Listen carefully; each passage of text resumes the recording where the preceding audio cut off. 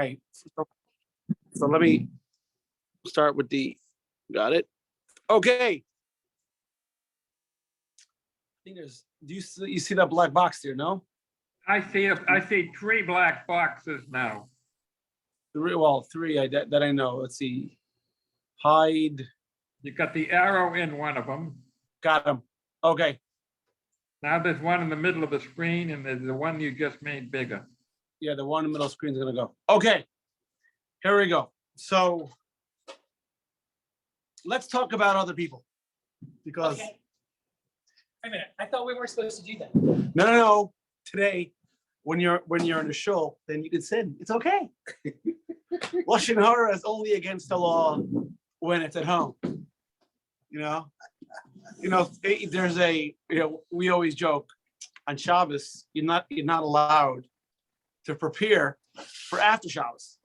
Right. And that even includes mental and speaking plans. So the Jews, they came up with this loophole. And you say, if you say, like they say in Yiddish, Nishka Shabbos Geret, not to speak on Shabbos, but it's like no offense, but you're a piece of garbage. So today we're going to speak about people. And we'll start off with an exercise. This is on page 166. I think this is very nice. This class is very nice. It talks about how we look at other people. Well, we're talking about strangers because we've already prejudged everyone we know, right? We even prejudge people we don't know. We think they know, especially the ones we don't know. right? So we're pretty much talking if we find aliens, we judge them too, because in every movie they're bad people or bad beings. Okay, page 166. Right. PT was scary. Do you possess any conscious biases? Yes or no? Yes. Okay. Do you suppose that you possess any unconscious biases? Absolutely. Yes. Okay. I can't be racist. I have a black friend, right? Or I can't be an anti-Semite. My lawyer's Jewish, right? Right? I can't be an anti-Semite. I am Jewish. Right. Right. Do you consider certain biases positive? You remind me of a story. A friend of mine in the beautiful town of Newton, Massachusetts, said he just got a questionnaire from the mayor. And the first question is, what do you like about the city of Newton? And I said to him, well, put down you like its ethnic diversity. And then he said, the second question is, what don't you like about the city of Newton? He said, too many Jews, too many Schwarzes, too many Italians. Right. Remember, I mean, I assume she's not alive. Could be she was. Ruth, remember Ruth Rosenthal? Remember Ruth? Yes. Yeah. Yeah. Well, she used to come here and she used to say the nastiest things about people, but she put her hand over her mouth and said, I can't stand that place. Too many of those. I mean, no. I was like, Ruth, you know, there are a lot of Latin people here in the show. Why they can't hear me? Because she put her hand like she was a lot of fun. Anyway, so there are different definitions of bias and prejudice. You see text number 1A. This is from Oxford. Prejudice is to favor one against the other, usually in a negative way. Text 1B. This is from Merriam-Webster. Merriam-Webster. Jews say Miriam. Moshe Merriam-Webster. Right? An inclination of temperament or outlook, a personal and sometimes unreasoned judgment. All right. So, according to what you understand it, how do you see the differences between these two definitions? Michael J, we only see the top of the bottom of your face, and move the camera back a little. Yeah, there you go. That's where we see it. You and all your beauty. No, because we upload it to YouTube. People want to know who's that handsome man. There you go. Right. Okay, thank you very much. There you go. Forget the comments about the class. All right. Exactly. All right.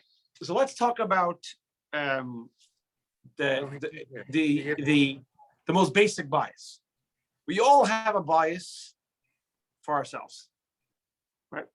even the most honest person, the most scrupulous, righteous person has bias for himself. And we don't do this because we're bad people. And we don't do this because we're trying to be dishonest. It's really unconscious. What does it mean, bias? Bias means you have an incident, right? You're sitting in traffic. And you say, oh man, what bad luck. I left at my house on time. And I'm gonna get to work late because of traffic. And you look over, some guy, he's like, what a schmo. He's gonna be late to work. Doesn't he know there's traffic?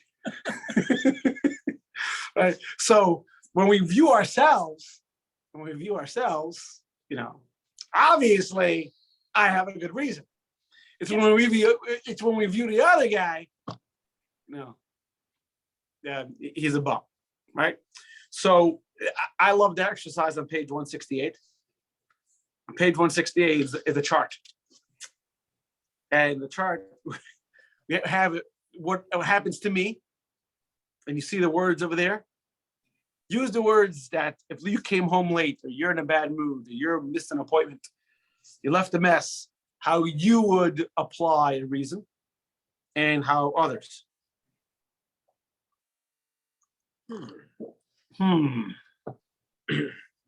So if I come home late, obviously there's a reason. I lost track of time. Something came up. Something came up, beat out traffic, and it was very important. The other person, what do you mean? You said you're going to be there. You're not here. Bum. In bad mood. It depends on what other persons you're talking about. But your mother-in-law, even if she has a good reason, she's wrong. Because by rule, your mother-in-law is wrong. You're planning to publish this, right? It's class number 6.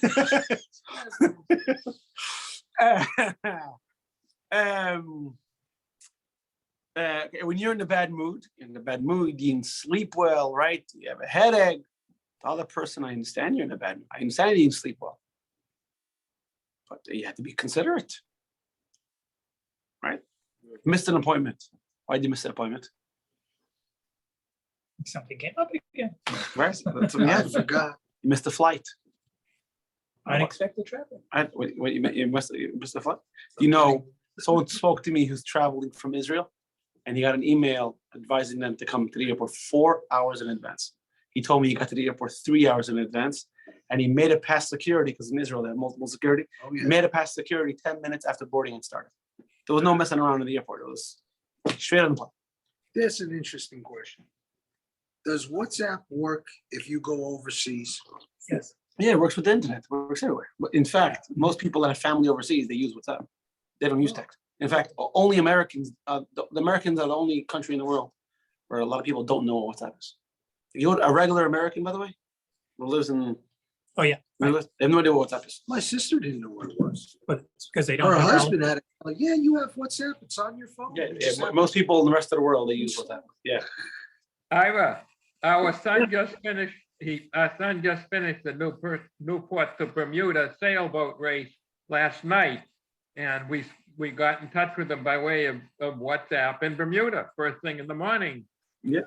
That's It works great. everywhere. My 3 grandsons over in Israel communicate with us very regularly on WhatsApp. So I'm going to Israel next week. Don't contact me on WhatsApp. My WhatsApp doesn't work on vacation. And if you travel and you change the SIM card in your phone, No, that's not, no. your WhatsApp still works. Does it? Yes. Oh, okay. Let's go, guys. iPhones don't have a SIM card. Let's yes, they do. You let- can't access it. yes, you though. can. Okay, guys, You can't put it guys, in we're the- middle. Let's, instead of being class number 7 will be on technology. All right. So the question is, I mean, it seems like a stupid question, but it lays the basis. Why is it when I judge myself, I have a good reason, right? I judge myself favorably. Why when I look at the other guy stuck in traffic, why don't they say, oh, he also got stuck in traffic, or he has a good reason to be late? Why? Because we give ourselves the benefit of the doubt and we miss. But why? Because it's like this. Because of that bias. But why? To this. Because every assumption starts with a fact, right? Okay. I know for a fact that I'm a good guy. and good guys do good things. So the reason why I'm late and I'm not being courteous to you, there has to be a good reason for that. Because usually I'm a good guy, right? Yeah. You, I don't know you're a good guy. You're probably not a good guy. And not good guys do not good things. It all makes sense now. See, Mia and Columbo, or whatever. Yeah. Because the way it works is, and if King Solomon wrote this, he says everyone loves themselves. And because I love myself, or I love you mean I worked in school for the longest of any of us. You dealt with parents, and parents love their kid. You go to a parent and you say, your kid burned down the school. My angel? Can be, right? It can be, right? So, it's the last class. You got to put in Jackie Mason. Jackie Mason has a great joke. Every person gets on the scale. What's the first thing they say? Can be. The floor's it's uneven, right? Yeah, it can be, right? The floor's broken, right? So for myself, I have self-love. But for the other person, he's not privileged to start with that, but that fact. So for myself, I see the negative, whatever I'm doing, the bad mood, as circumstantial, only because of what's going on. It doesn't define me. But for the other person, I let the event define the other person. Make sense? Mm-hmm. Like that line. I think one of those pithy lines. It says, "Some people are so judgmental. I can tell just by looking at them." That's right. You can see him coming. And that's why we can make fun of ourselves, but we have a very, very bad time when someone makes fun of us. And they can say the exact same thing. And they can say, "Oh, I'm terrible at sports or cooking," right? Or I don't know, knitting. And another person will come over and say, "Wow, you really are terrible at knitting." And all of a sudden, you get offended. You get offended. Why are you getting offended? Because when you look at it, you say, "I'm a good person. I'm just bad at fill in the blank." Or in my case, fill in a bunch of blanks. A paragraph, a book, right? But when another person says it, you hear, "You are terrible." And among the terrible things you're terrible at is A, B, and C. Work harder on the huff. Right? Or else the candies are going to throw at you. You're going to be right. So the question is, Don't throw candy. I'm 71. I don't need any candy. we Hurts my need A1C. candy. We need candy. Well, then So- throw it at yourself. So the question is, like the rabbi, I ask him, "How do you tithe?" He says, I throw the money up to heaven. Whatever God wants, he keeps, right? Right? Whatever falls out is Same thing with the candy. So is self-bias a good thing or a bad thing? Question on the screen. Self-bias, good or bad? Yes. Very good. You've been here before, right? It So we- depends, Rabbi, it depends. It depends. Right? Tell Louis. So it depends. It depends on what you mean by bias. So if it's remember we started off with two different definitions, Oxford and Merriam-Webster. If you define bias as negatively judging the other, then bias is bad. If you define bias as they saying temperamental inclination, that means having a positive outlook, a positive bias, spinning things in a positive way. But Bill O'Reilly is not here, so we can have spin. Right? Then that's good. What's interesting with the Torah is the Torah commands us not only to project positive bias on ourselves, that the Torah doesn't have to command us, that we do. Torah it commands us to project that positivity bias on someone else. You should know there's a very good book. I forgot who wrote it. It's stories compiled as the Lubavitcher Rebbe. It's called positivity bias or positive bias or something like that. It's how the Rebbe looked at certain situations. Everyone looked at it in a negative way, how he spun it in a positive way. I think I have it at home, unless someone borrowed it and didn't return it. Okay, so let's start off about how we judge another person. Before we start off, we got to say the joke. Judge calls the lawyers, two lawyers into his chambers. Says, Mr. Jones, you gave me $15,000. You brought me $15,000. Mr. Mr. Smith, you gave me $10,000. So I think, in all fairness, I'm going to give you back $5,000, and I'll judge the case on the merits of I'll just keep 20. Exactly. That's an honest judge. So how do we judge? So there's actually a commandment in the Torah. This is text number 2a on page 169. It says, "B'tzedek tishbot amisecha." You shall judge your fellow righteousness with righteousness. What does it mean? So according to the letter of the law, what it means is you have to treat the litigants equally. You can't have one sit and one stand. You can't have one come in nice clothing and one come in ragged clothing. So, for example, I don't know, in some court cases, in modern day law, in civil law, the accused comes in a jumpsuit. Sometimes he comes in prison suit. Sometimes he comes in a suit. According to the Jewish law, he wouldn't be allowed to come in his prison suit, because automatically it's a Negative bias. right. But Most lawyers usually try to get when it's going to actual court, they want to make sure that You're getting people sued. they're defending are in a right, suit. no, but not even jury. Whenever the guy appears before a judge, he has to come in suit. Oh. Because it's Just like in My Cousin Vinny. Ute, right. a ute. It's Made out of some kind of cloth. So, but the rabbis say, this is not just, guys. That's text class number 8. Let's go. I have to get you the class. Come on, man. This commandment is not only for judges; it's also how we look at other people.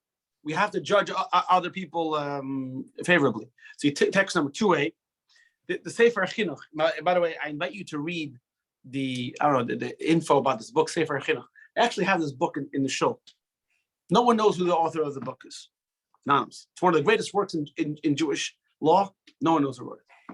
wow, that's interesting. You read on the side of the page. Sefer Chinuch, is it there? Sefer Chinuch? Yeah. Yeah, all right. So I'm saying, very interesting. Anyway, so that's on page 169.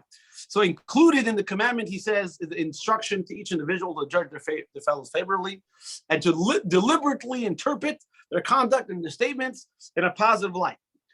And he continues, through judging other people favorably, we will foster peace and harmony among people, and as a result of eliminating mutual suspicion. Now, it doesn't mean you should be gullible. Doesn't mean that, I actually once showed this commercial. I remember the Super Bowl commercials from the mid-90s. I once showed it by one of our classes. It was a Budweiser commercial. So this couple is driving. It's night, you can tell, pretty bad place. All of a sudden, the guy starts pulling over. So his wife says, "What are you doing?" So I'm pulling over. Says, "Why?" He has Bud Light. Says, "But he has an axe." But he has Bud Light. Yeah, But he has an axe. I'm sure there's a good explanation. Pulls over, says, "Need it ride?" "Yes, I do." "What's with the axe?" "Can opener." He tells him, see, he gets into the back and they drive. All of a sudden, they start pulling over.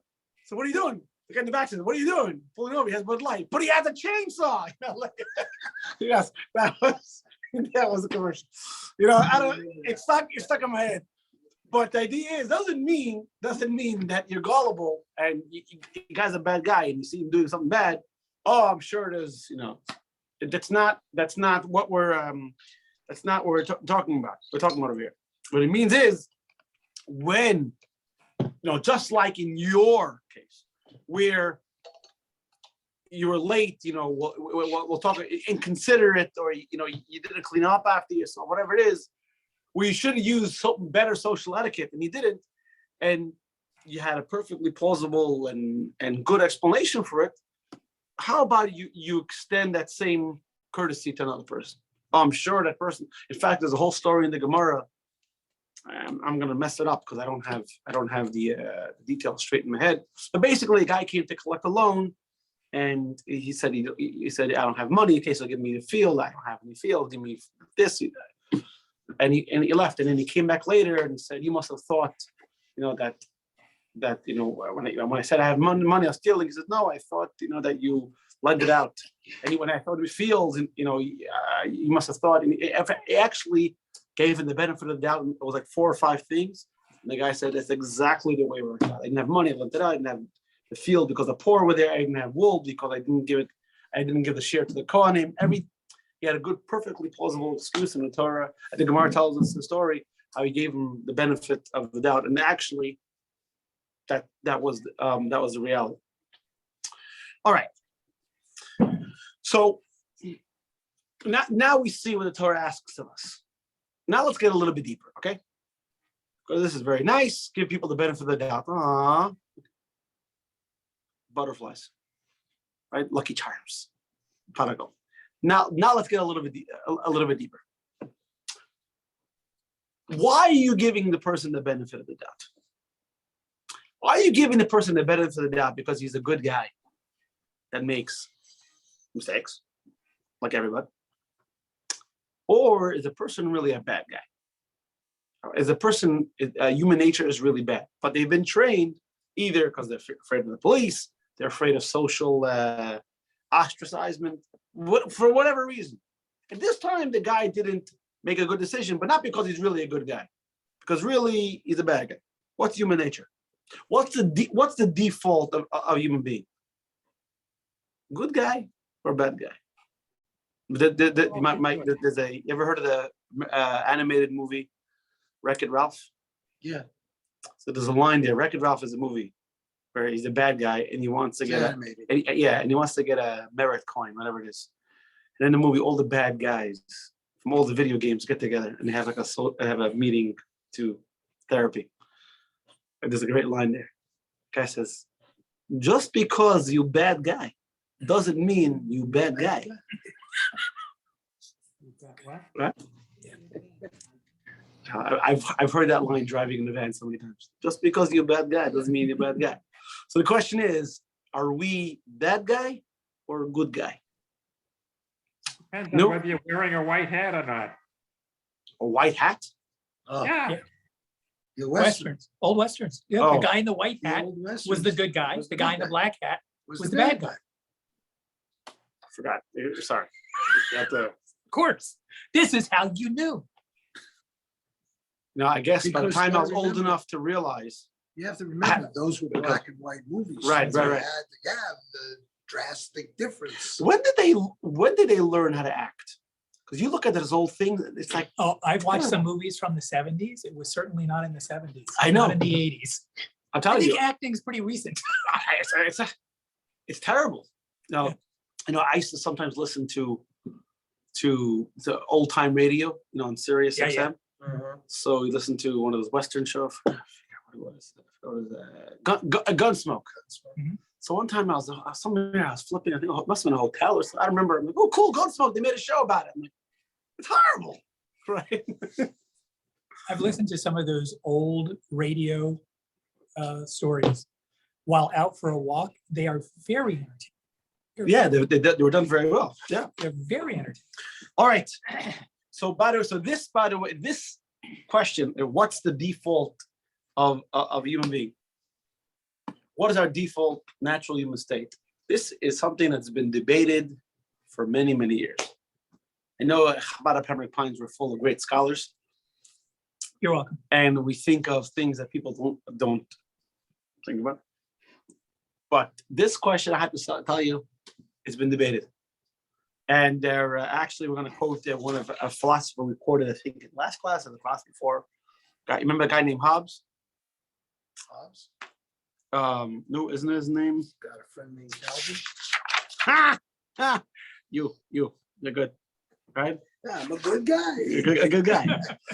So Freud, everybody knows who I think everybody knows who Freud is, right? Mhm. Freud Text number 3, he thought that men, that when I say men, I don't mean male, I mean people. That men are bad people. Basically, we're aggressive. In his words, homo homini lupus. Man is a wolf to other men. And he argues. You want to know proof? Look at human experience. Look at history. Look how people treat each other. That proves that people are bad. Carl Rogers, it was also a big psychologist in the 20th century. He argues, text number 4, this is page 171. And he says like this: one of the most revolutionary concepts to grow out of our clinical experience is the growing recognition that the innermost core of man's nature, the deepest layers of his personality, the base of his animal nature, is positive in nature. Is basically socialized, forward-moving, rational, and realistic. And if you remember, I think it was last year we gave a class about Mashiach, this can happen, and we spoke about how everyone thinks the world is, I think it was last spring, after last Pesach, I think it was. Everyone thinks the world is going up the creek, Yeah. And we showed factually how really the world is progressing. That really humanity wants better for themselves. But for whatever reason you want better, either because they realize that it benefits themselves, but humanity, society wants to progress. Why do people do bad things? That's learned behavior. Or no one's born hating anybody. No white person is born hating a black person. No Arab is born hating a Jew. Hate is learned. That's a fact. Well, this goes back to the old nature versus nurture. Mhm. We got I think that's what he's saying. So Freud says it's nature, and Roger says it's nurture. The negativity that we practice. So Freud says our instinctive nature is aggressive. Roger says that our basic is positive. Okay, let's ask you, my great scholars and residents over here. And if you're watching this on YouTube, you can comment below.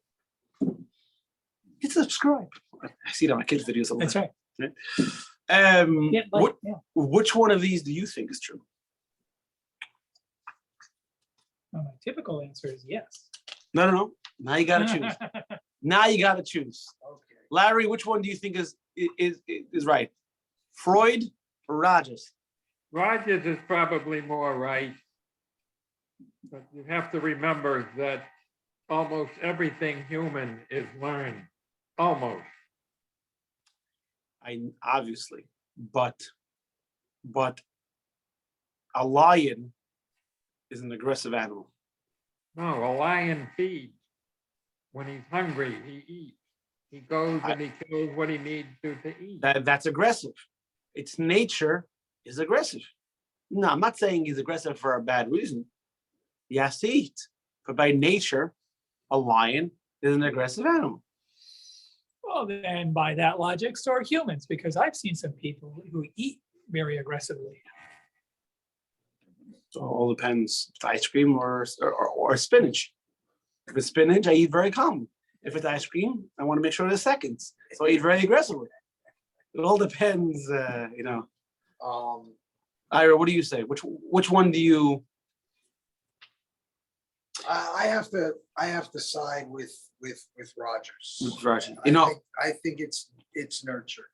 When I was looking at this, I'm thinking, I want to be honest. You don't want to be.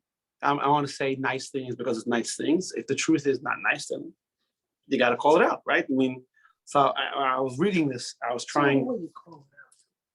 What? It's all in how you call it out. Right. Esther, what do you think? Are people naturally good? Oh, well, you're a woman. All men are scoundrels. So are human beings? Right? No, I think, well, in a fact, to have the right, no, it's not only one person. About human beings, it's not all positive and it's not all aggressive. And in a Well, fact, obviously, we're talking about generally. in general and every single moment, we use our Yetzirah atov and we use our Yetzirah ra. All This right, is so part of you're saying we're a balance. Okay. Yeah, Let's because look- I see that Freud used a part of Yetzirah ra because it's our animal instinct. And Carl Roger used more rational. So this is more the pure of our attitude. Right. So Okay. this is to be the Yetzirah tov. Right. Okay. So let's see how the Torah looks at it. So let's first present it from the civil law. We're all familiar that in civil law, the concept of you're presumed innocent. You're presumed innocent, and you have to be proven guilty. That's civil law here in the United this- States. Well, we're sitting in the United States. Yeah, well, I just kind of, right, Just make sure, because that wasn't always there. Right. England, you were guilty until proven innocent No. back in And, 1770. well, whatever. we don't really trust the English. They never taught their kids to brush their teeth. So what do they know? Is that a bias? Yes. Please. And they don't know how to watch a football game without killing somebody. So they obviously have issues. Anyway, so this is based on the Fifth Amendment and the 14th Amendment, the concept that no person can be deprived of property, liberty, of life without due process. And if you see text number 5, you can read it yourself. This is on page 172. This is general instructions to the jury. The judge says multiple times that the defense does not have to present any evidence of innocence. The entire burden of proof is on the prosecution. And if the defense doesn't present any evidence of innocence, you can hold it against them because, again, the person is presumed innocent. They have to prove he's not, and they have to prove it beyond reasonable doubt. Again, this is a criminal investigation. The criminal court, which I think they say beyond reasonable doubt is beyond 90 to 95%, as opposed to a civil case, which I think is what do they call it? Beyond a preponderance of evidence, which I think in law school they say more than 50%. I'm not a lawyer, even though I'm Jewish, but I'll Marty, the Yeah. bottom line is you cannot prove a negative. You can't prove that something does not exist. Guilt. What are you getting? What are you getting at? Can you prove to me that ghosts do not exist? But I don't understand what you're getting at.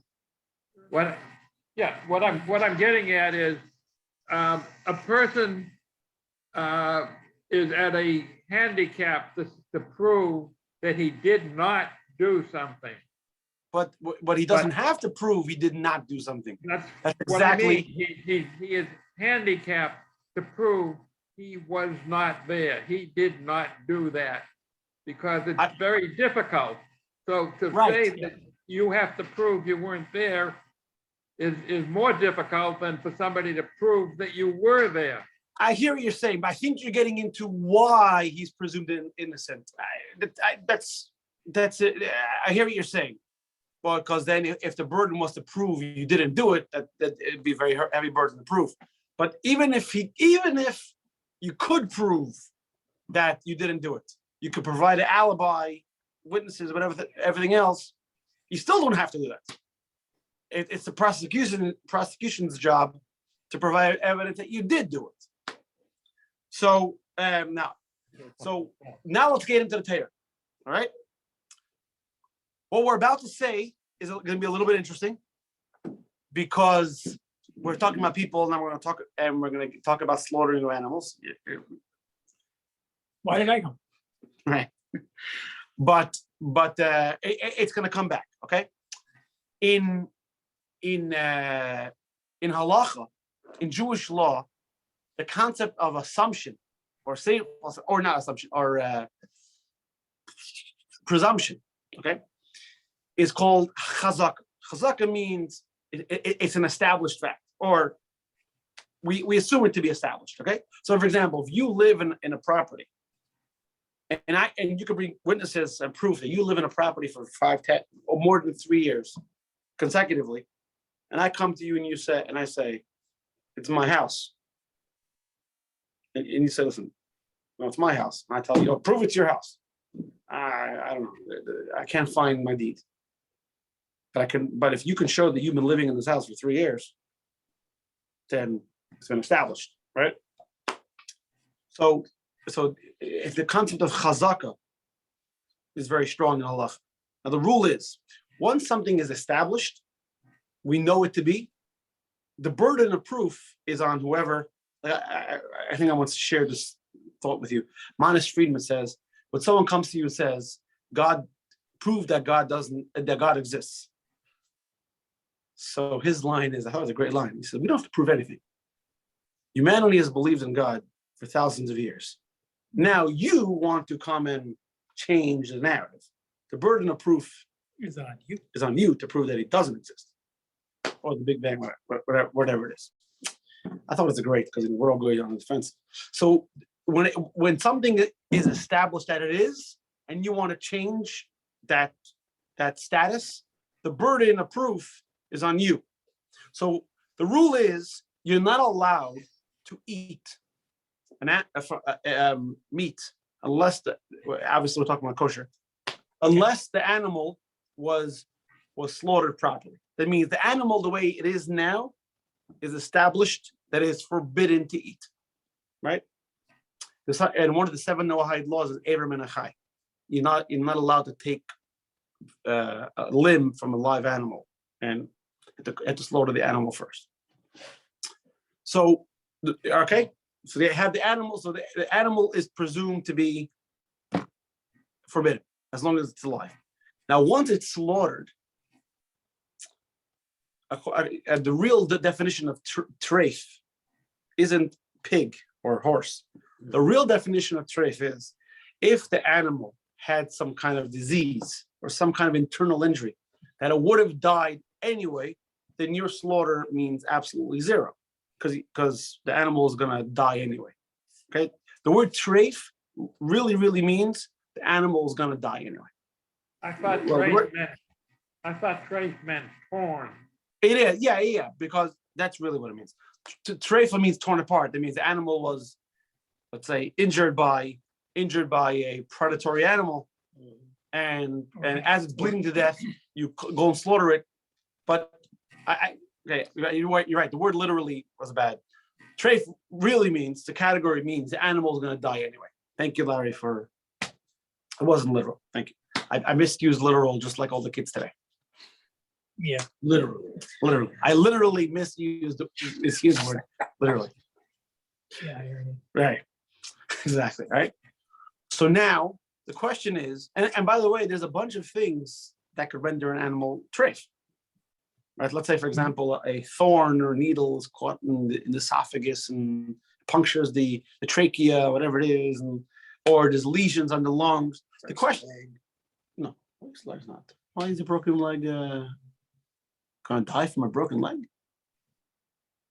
Rab, Wait, one second. Before I take questions, wait, let me finish this point. 1 second. Well, let me finish this point. We'll take questions. One second. So once the animal is slaughtered, right, by a shochet, a pro, does he have to go and inspect to make sure that the animal doesn't have any signs of injury or mortal or disease? The answer is no. He doesn't? No. The answer is no. Because we don't assume every animal is dying.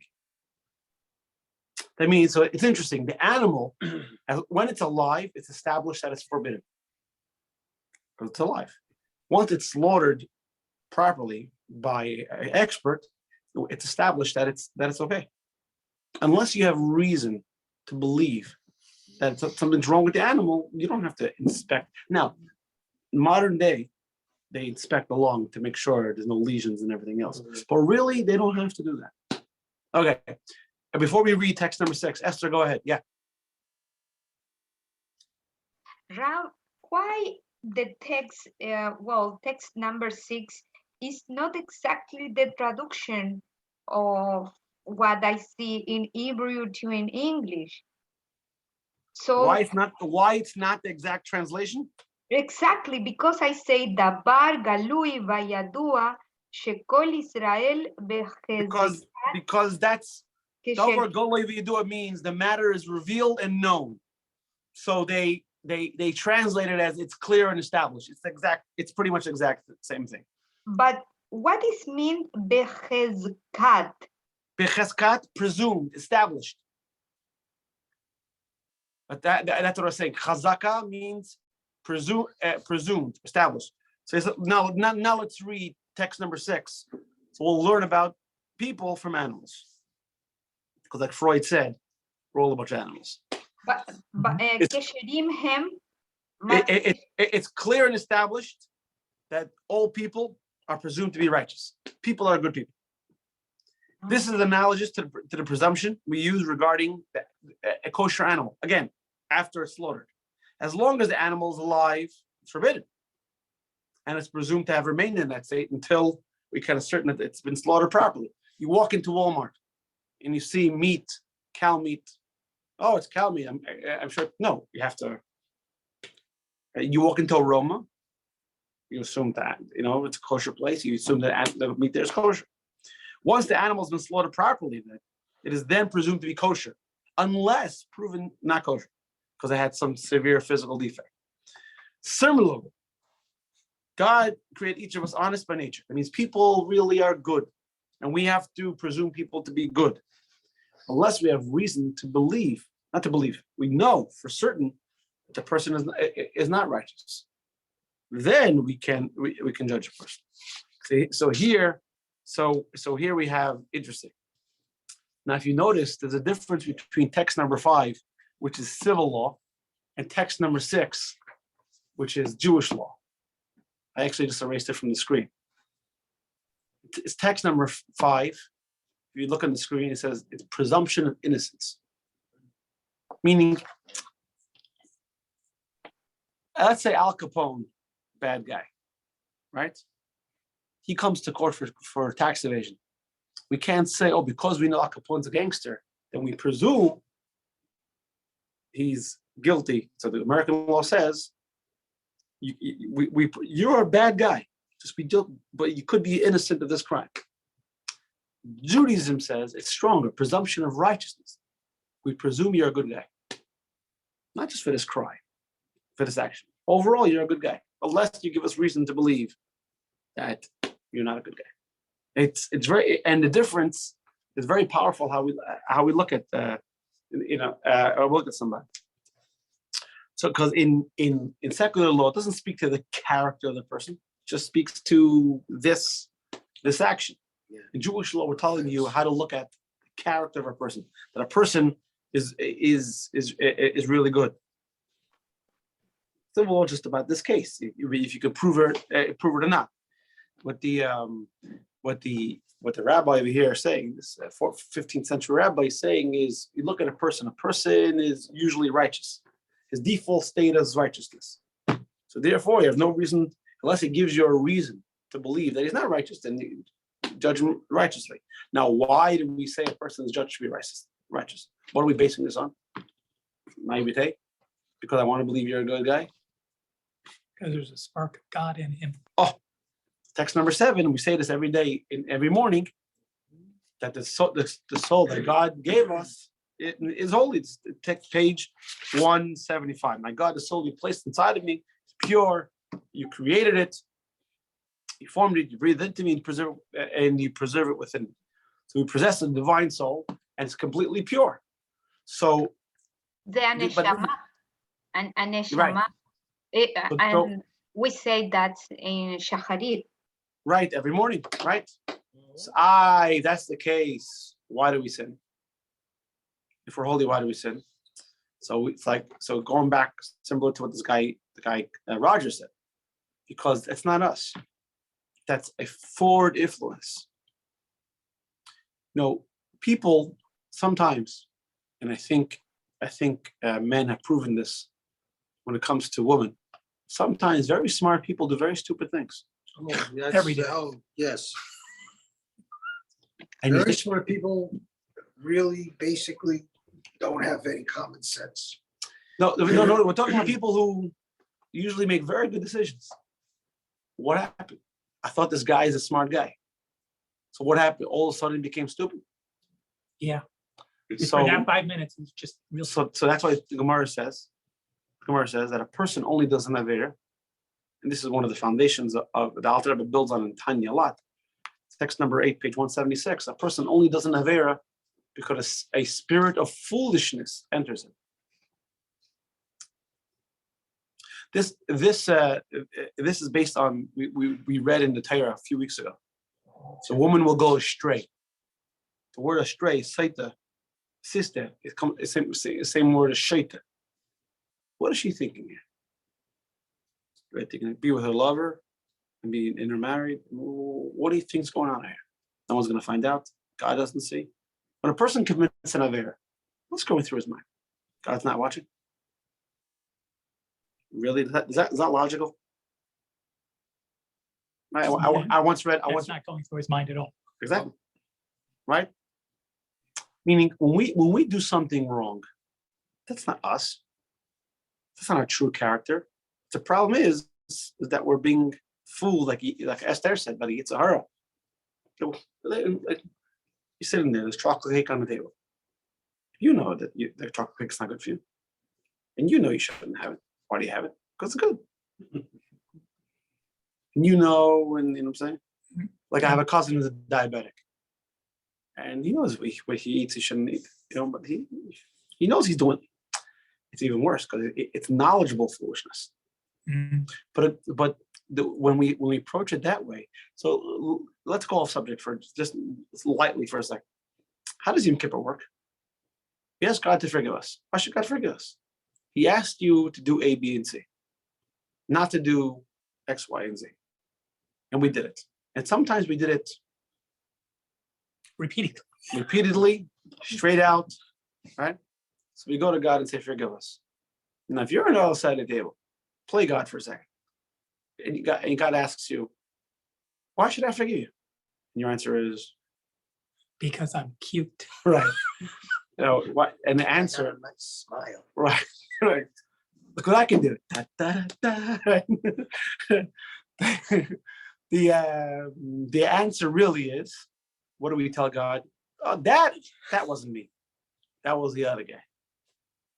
Rabbi Levi Yitzchak Berditchev famously said one time before Rosh Hashanah or Yom Kippur, he said, God, it's not the Jewish people's fault that they sin, it's your fault. So what do you do? He says, you put all the temptations for sin out in the open, Mhm. and you put the reward and Garden of Eden in the book. Big trick. Why don't you put the Garden of Eden and all the reward out in the open and put all the temptation for sin in a book? And then we don't have to read it. I'm saying, and then no one would sin. Basically, his argument is text number 8, that the true identity of a person who's doing something wrong, that's not him. It's something's taking over him. If I don't win, it's rigged. Right. There you go. Right. So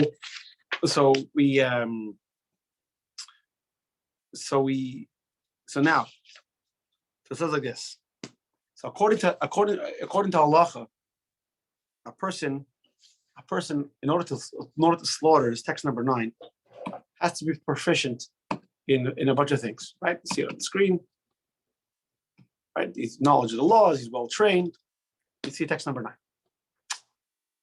By the way, have you ever touched the blade of a slaughtering knife? No. Very sharp. Very sharp. I mean, they run it along their nail and cuts through. It's very, very sharp. So now, what happens if there's meat? Again, you have to realize this is the Maimonides talking about. You don't have factories and everything else. Let's say you have a piece of meat. We know it was slaughtered by this rabbi. We know it was slaughtered by this sheikh. We don't know where he got smicha from. Smicha means who taught him. We don't know. Can he eat the meat?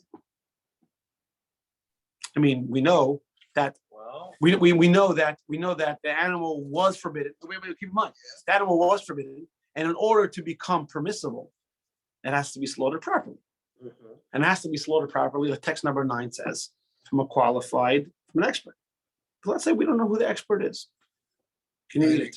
It has to go back to, we presume he's a good guy. Right. Look at text number 10. Text number 10 says, this is page 178. If a Jew came and slaughtered an animal and left before we can determine if he's proficient, you're allowed to eat the meat. The rationale is the majority of slaughter practitioners, shochtim, are experts. But I don't understand. We're assuming the guy is an expert. Remember, you can't dethrone an established fact with an assumption. Let me give you an example in law. If I come, this is according to law. In Gemara language, it's called bari v'shem. This is Aramaic. Bari means definite. Shema means maybe. If I come and say, Larry, you owe me $100. And Larry says, I don't know. I can't remember if I lent $100. The law is he has to give me $100 because I'm coming with it for sure. He's saying, maybe, I don't know, right? Let me give you another example, right? A woman's married. This is like the biggest curse in Jewish law. Woman's married. Her husband goes on a trip. Disappears. Right? Maybe the ship went down, right? We don't know. Or he went to war. I mean, we can. Everybody in the battalion, D-Day, right? Everyone in the battalion was wiped out. Could she get remarried? The answer is no. Because presumption of death doesn't wipe out the established fact that she's married.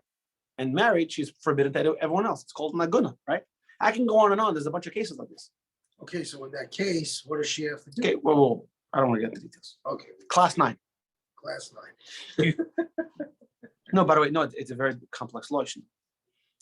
I'm giving just the basics. Yeah, gotcha. So here you have an established fact: the animal's forbidden, right? An animal's forbidden because it's alive. In order to change that established fact, we need another established fact, but the guy's an expert. But we don't have that established. We have a presumption that he's a good guy. So you're telling me you're allowed to eat the meat? How does that make sense? You understand the question? This is a deep halacha question. So the Yosef David Salvation. This is part of one of the Zions of the Salvation family. Right, he says something very, very powerful. Text number 11. See, Larry will know the Salvation family well because when Rabbi Salvation came from Europe, went to Boston. Right? Larry, you ever met Rabbi Salvation? Say it again? You ever met Rabbi Salvation? Yeah, well, actually, I did not actually meet him, but I had put some questions to him by way of my rabbi up north. So I know who you're talking about. Right. You know, but this was his grandfather, the one in Boston. This was his grandfather. This is Ichabod's father, a grandfather. And he said like this: we consider, but it's very powerful what he's saying. We text 11 very carefully. We consider every Jew as certainly righteous. It's not a presumption. It's a fact. It's established fact. We are certain that they are particular about the laws of kosher and shechita with slaughter, and they wouldn't slaughter if they were a qualified expert. Right? If a person's observant person, he's not going to go slaughter if he doesn't know. Like for example, would I go write the mezuzah? No, I don't know what I'm doing. Even if I had nice calligraphy, nice handwriting, which I don't, but I don't know. So as a result, I'm good at writing checks. As a result, we don't say that since there exists a minority of now, are there some bad guys? Are there some rabbis passing off? Yeah. I mean, statistically, obviously, If you can slaughter meat on the cheap and sell it for the kosher price, you can make a lot of money. And it's been tried, and it's been done. People, you think there haven't been kosher stores? In Florida, there was a story. In Muncie, there was a story. In California, there was a story. This is all in the past 15 years. These are the stories I remember off the top of my head of kosher stores buying not kosher meat and selling it a kosher meat. So you can say also, how can you know? So we don't. So although there are amongst righteous Jews, there's not even a minority that would act improperly. A minority of unrighteous Jews isn't a factor because worthy of consideration, because every Jew has not been established as a suspect. It's true that amongst the Jewish people that are bad guys, but this guy, is he a good guy or a bad guy? He's a good guy. You can't say that the meat's not kosher because there are bad guys. That's true. But this guy, what is he? He's a good guy. Make sense? So we always have to assume that the person is an expert, that the person is a good guy. Right. Because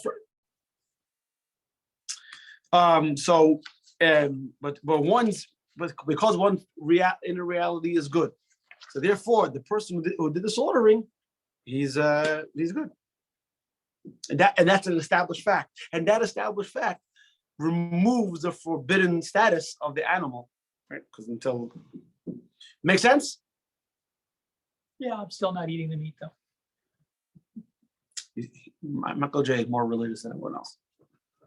Just a couple of years ago, there were these two guys, a father and a son, that were pretending to be rabbis. They wore the clothes, they had the beard, they spoke the language, but they weren't even Jewish. It happened up in Boca, they found them. Actually, I mean, not with slaughtering, but with the big problem with missionaries. They moved to town, they put on the clothing, and in Israel there was a big scandal. Last year, I think it was. They found a family. They tried to infiltrate the communities. Yeah. So, what about there was a house that was robbed in Miami Beach on Pesach? I think it was Pesach. No, it wasn't Pesach. Maybe it wasn't even so long ago. One Shabbos, these guys walked in, Miami Beach. Guys, a block with a bunch of Jewish houses. They wore black pants, white shirts. They broke into the house and they stole a bunch of stuff. Yeah, got it all on camera. All right, so let's so now we're going to go even a little further.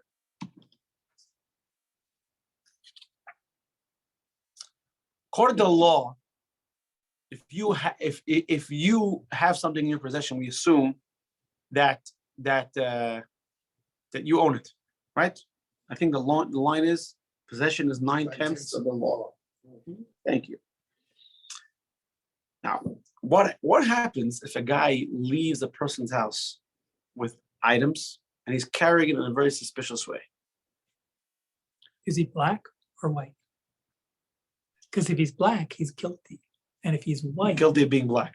exactly. Are we talking about prejudice here? I once heard a comedian that says, I heard a black comedian. He said, I got pulled over by a cop and he scared me so bad, he made me believe I stole my own car. He says, this guy close. I don't know if it's right. So look at text number 12. This is a very interesting Gemara in Shavuos. Text number 12.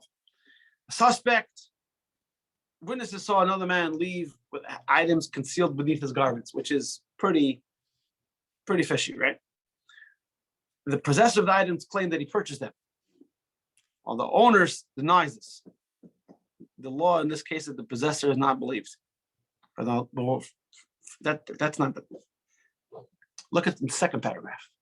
The principle only applies when the homeowner claims the items in question were on loan and possessor claims are a purchase. But if the homeowner claims that the items were stolen, his accusation is rejected. We can't presume a person to be a thief without proof. Just because you're acting in a suspicious manner doesn't mean makes you a proof. Now, different rabbis talk about why don't we presume he's a thief? Because most people don't steal. You have to be a little sugar to steal. It's more. Is it here? no, this one else. Another rabbi says people legitimize, or you know, they think it's okay. Like I borrow something and I don't return it. That's not really stealing.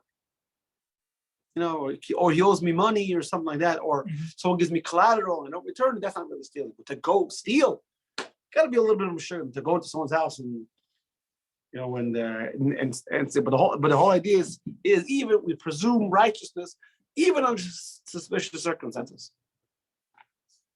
Like, What happens if the homeowner says, wait a minute, goes in his house, opens up his file cabinet, brings out all the receipts for the things that the guy's got under his coat. And they're all signed because they were for a credit card. They're signed with with the homeowner's signature. What's the guy saying? What's he saying?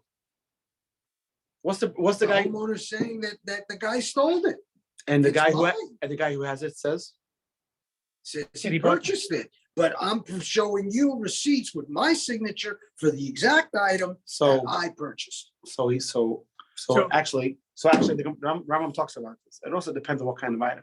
If it's an item that's normally sold and, you know, traded, the guy, it's a legitimate thing. But if it's something that it's not normally sold between people, and the guy's carrying it in a suspicious way, then we don't believe him. And again, this is only one small section of Rambam. But the idea of bringing it up here is even when a person is acting in suspicious circumstances, there's still the presumption of righteousness. Now, it says, and the story in the Gemara on page 13, and presumption of righteousness can even override a personal claim. So if a person says, I'm guilty, we don't even believe it. Because a person can't contaminate, other people can contaminate your righteousness. You can't contaminate your own righteousness. It's actually an interesting story. So he's not allowed to testify against himself. No, a person can't testify against himself. Plead the fifth. Doesn't even have to. Not just like the different reasons why. I mean, there's another reason why. Because going back to the beginning of the class where we said a person loves himself, so you would lie for people you love. So that's why no relatives can be a witness. Not only in criminal, in anything, but for example, in a marriage, for example, you need two witnesses under the chuppah. It can't be a relative. Yep, this is true. And so a person, who is the person's biggest relative? Himself. But that's a secondary reason. But another reason is because you can't contaminate your own righteousness. Also, for example, even if a person admits to killing somebody, you can't be punished on that confession. Nope. It's one of the principles discussed in the Gemara. So the following story we read on page 13, it talks about that a guy wanted to buy something, if you know your friend's trying to buy it, you can't go buy it. It's unethical. It's wrong, right? Let's say I know you're going to buy Thanksgiving. I know you want a TV. Bad example. I guess. Want the curved monitor. Right. Right. Let's say you're going to buy something, and I run to buy it before you. It's wrong. It's forbidden according to Jewish law. So here we have a story in text 13, where a big Gidel wanted to buy land, and Rabbi bought it, and he went back. And he went to one rabbi to the next rabbi, and so when Yitzchak Nafka asked him, this is the second paragraph, what's the law when a pauper moves to acquire an ownerless loaf of bread? And he found it. So he said, oh, the guy's called a Rasha. He's called a wicked. So Yitzchak asked Nafka, so why do you do that? You did the same thing. He says, I didn't know. I had no idea he was trying to buy that land. But we're seeing over here that really he didn't go to him and say, hey, you're in Russia. even though he did something that according to Torah is called Russia. He's a wicked person. But Yitzchak didn't go to Rav Abba and say, listen, you're a bad guy. Why'd you do it? He asked him. Meaning, presumption was he was righteous. Maybe he had a good reason. He had a good reason. He didn't know. Like that the stalker is following this woman. Finally, he sees her on a date with someone else. He walks over to her, slaps her in the face. It's over, right? I probably didn't know. It was an innocent mistake. I mean, it's getting late, but the Gemara talks about in text number 14. That's so far is even if a person was appointed to make a sale and he says he did it for himself, and even if he admits that he didn't do what he was appointed to do, to buy the land for the other person. I think I'm behind over here. He didn't buy the land on behalf of the other person. He bought it for himself. So he says that, but still, the other person, the person who appointed his shliach, he has to bring proof that the guy did it. Just by him saying, because the presumption is the person does not act deceitfully. The presumption is that a person acts righteously, because we assume without proof. And again, a person can't incriminate himself without proof that a guy acted wickedly. We can't assume the guy is a bad guy. Again, it doesn't mean that if a guy has a rap sheet of stealing and dishonesty, comes over you for a loan, you say, "Oh, here, Tara says I have to, here, take my credit card, my social, and all that." That's not what we're saying over here. We're talking about generally how to look at another person. Now, if a person has a reputation, like for example, someone calls you up and says, "John Smith wants a loan. I'm not sure. Should I give it to him?" And you shouldn't say, "Oh, well, Torah says I have to judge a person righteously, so I can tell Ira that John Smith is a good guy when you know John Smith is a crook." It's not what we're talking about over here. We're talking about how you approach people. And we'll see that there's a fascinating study on page 15. We think, we're not talking about Jewish people, we're talking about society. We think that generally people are dishonest. That's what people are. We think other people are dishonest. When I say we, society, we think people are dishonest. And they did a crazy study. They put wallets, in cities all over the world. Some of them had no money because she lost her wallet in Antarctica. He ain't getting it back. Right? Like Jerry Seinfeld says, he went scuba diving in a waterproof wallet. So what do I need a waterproof wallet? Just in case you come across a dolphin that could break a 20.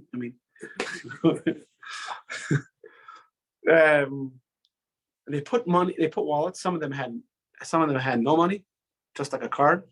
Some of them have $13. Some of them have $94. And the interesting thing is they asked people before, "What do you think?"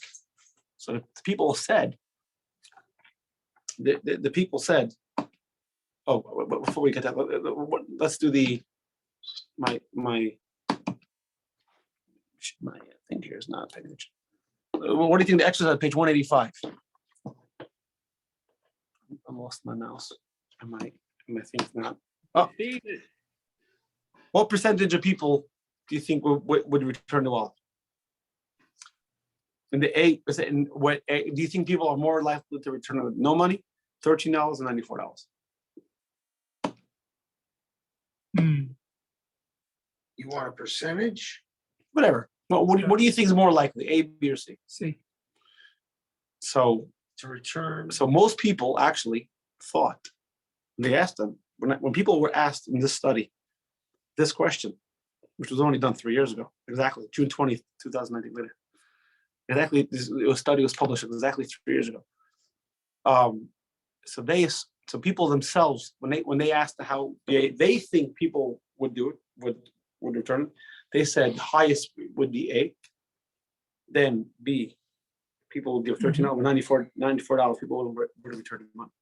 The reality is, look at the chart on page on page 186. The reality is that the more money that was in the wallet, the higher likely it was to be returned.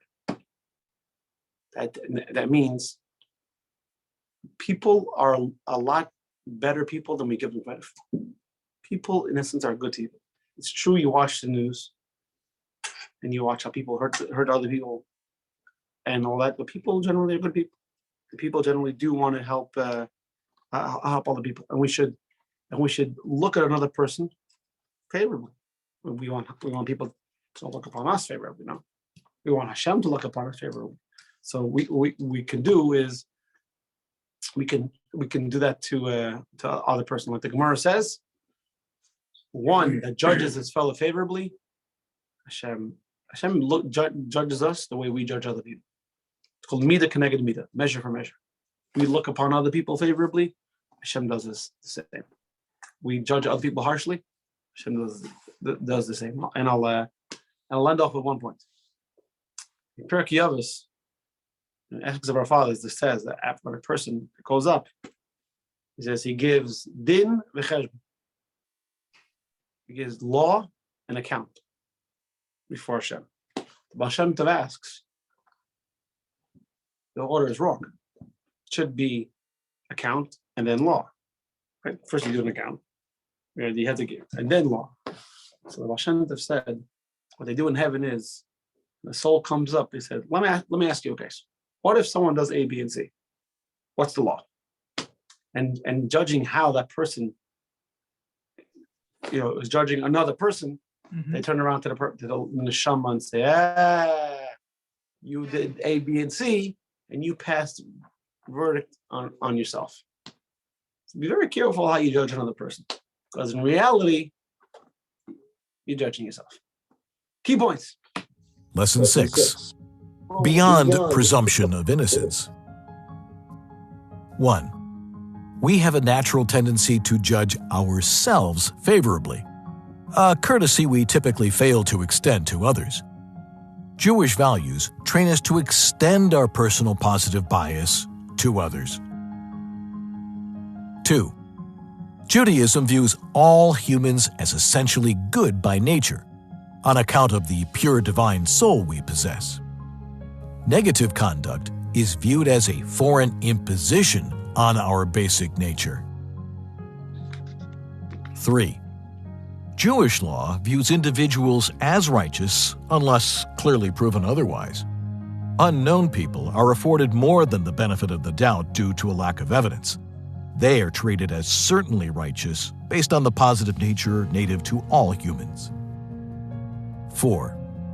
In certain cases, Jewish law refuses to accept a person's own claim that they acted unethically, due to the underlying presumption of righteousness. 5. Behavioral studies demonstrate that people are typically more virtuous than we assume. 6. Judaism teaches us not to judge people based on statistics or beliefs regarding the broader public, but to assess others with a favorable eye based on their individual merits.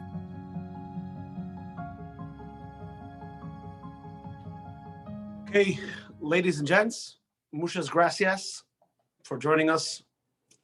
I really liked it. I think I learned a lot. I think, unless we have a very strong response, I think next year we're not gonna do JLI. We're gonna do Parsha, unless people want. Parsha's good too. Yeah. And as long as we're doing a regular class. I'm saying, I think it's going to be, it's still going to be through the JLI. It's not, this will be based on, it's going to be Torah studies. Have a very good summer. And if you want me to pray for you guys by the Western Wall, pay for my falafel. And the more add-ons, the more shawarmas and falafel and yogurts you pay for, the more notes I'll put inside the wall. As the saying goes, I'll owe it to you. Exactly. And just before we go, it's worthwhile to say the joke. How a guy goes to the wall. You see someone searching at the wall. You remember this joke? And And he sees the guy searching. He says, "What's going on?" He says, many years ago, my wife and I were barren and we couldn't have children. So I came to the wall and I put in a note. And he said, and he said, well, we had triplets and we had twins.